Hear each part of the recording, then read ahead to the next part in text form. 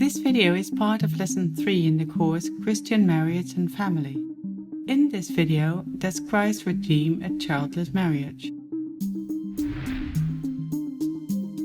Christ transforms our marriage and family.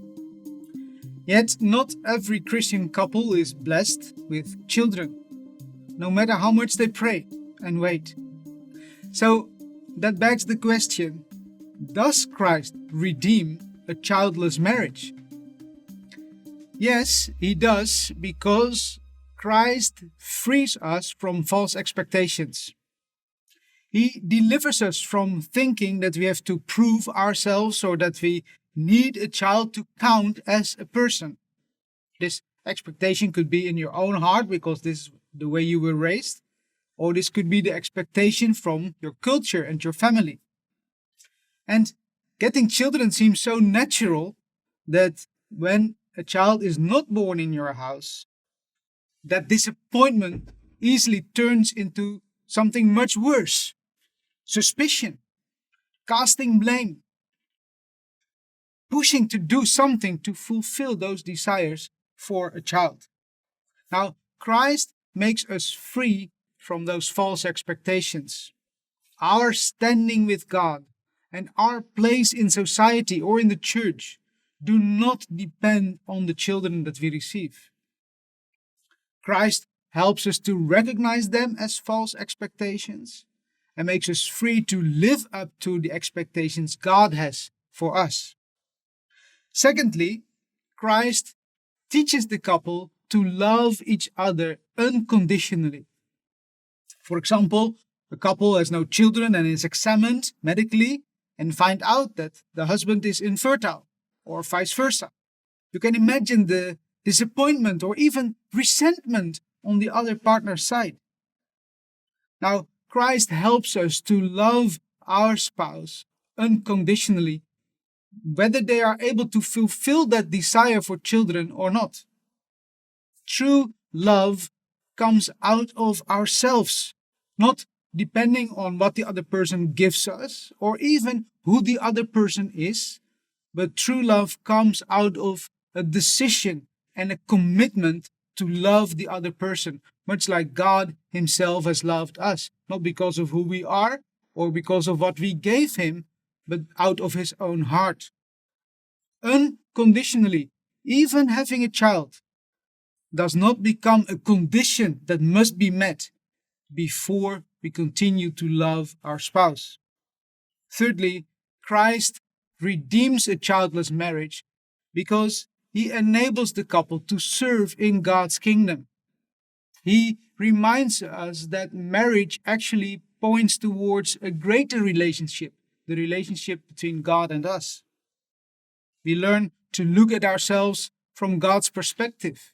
God, what did you give us? You gave us each other, maybe a good home, talents and gifts that could benefit other people around you. And you learn to use those blessings for the benefit of others. Life is not just about the fruit of the womb, but also about spiritual fruit that we may have in this life. So, far from being discarded or disqualified, Christ redeems that marriage, also when we don't have children, and encourages all of us, whether we have children or don't have children, to use the blessings he gives us for his kingdom. No matter what people say, our lives and our names are safe with God.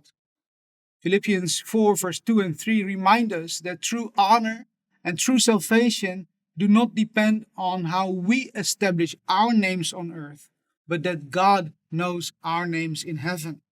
We read, I entreat Euodia and I entreat Syntyche to agree in the Lord. Yes, I ask you also, through companion, help these women who have labored side by side with me in the gospel, together with Clement and the rest of my fellow workers, whose names are in the book of life.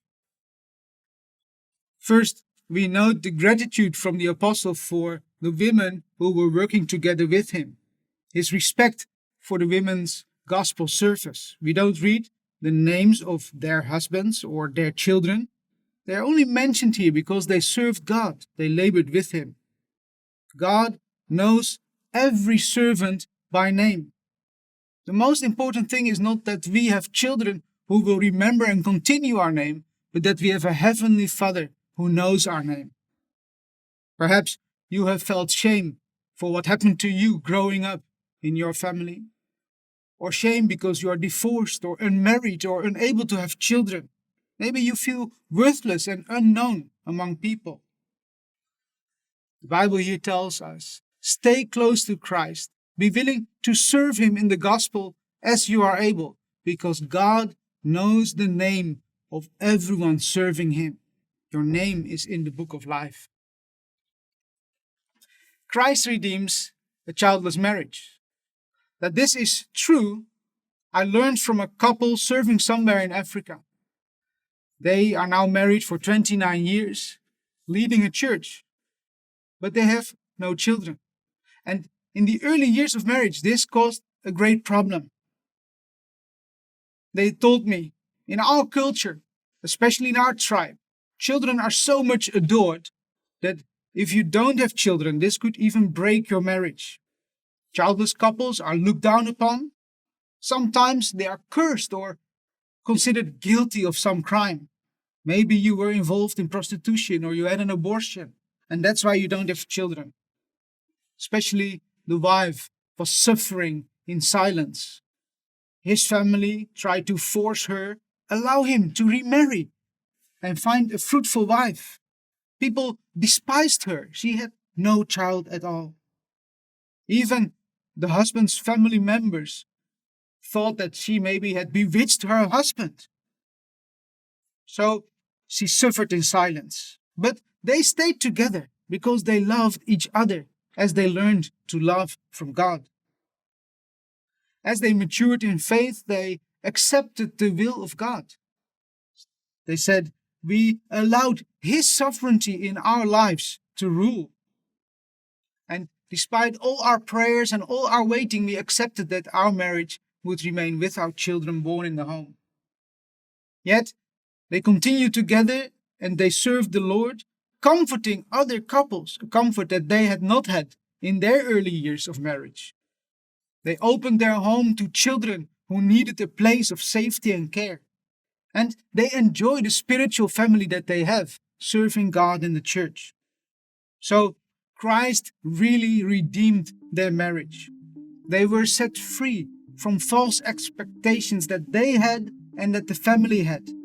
They continued to love each other unconditionally.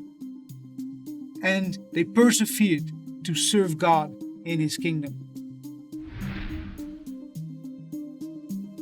You have been watching the video Does Christ Redeem a Childless Marriage in the course Christian Marriage and Family. We hope to see you again next lesson.